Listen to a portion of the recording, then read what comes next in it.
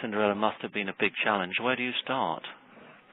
Well, I start with a script, and for this particular production, myself and John Money, we had a template with all the basic stuff in, and we updated certain things, gags, because obviously, you've got to move with the times with panto. Yeah. And I'm not from Bath, so it was good to have John's input because he knew all the local references. Yeah. I'm constantly in touch with the producer who keeps me updated on who's going to be coming into the company.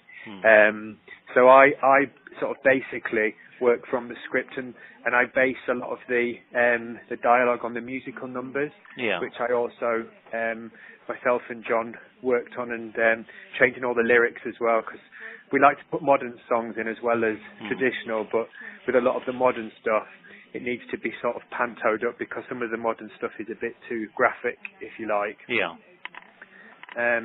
So yeah, it's basically I start with a script and cast members, and then just go from there, really.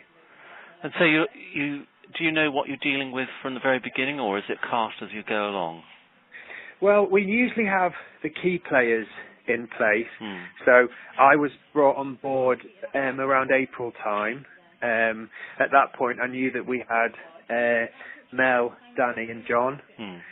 And then, fortunately, the rest of the company, I'd worked with them all before anyway, because this is my third year working for UK Productions. Right. So I did a Cinderella a couple of years ago in Malvern. Yeah, I noticed on your website. Yeah. Yeah. Chris Harris was an incredible legend in Bath and indeed in Bristol. I mean, did you feel sort of pressure leading up to the show that it would meet with his expectations from, Pantoland in the Sky?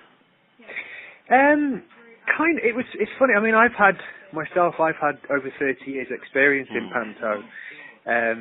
So I delivered the best show I could for the Theatre Royal and for the audiences in Bath, as I would do wherever I was around the country.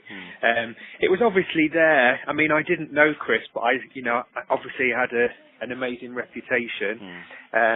But people were very generous, and I don't think they wanted to kind of force too many things upon me. And funnily enough, quite a few people said that Annette from the dancing skill, from the Dorothy Colburn skill, said that I reminded her of him quite a lot in my approach to work. And so, in a way, it didn't really feel any pressure. It felt more like an honour, to be honest, to have been trusted with the product.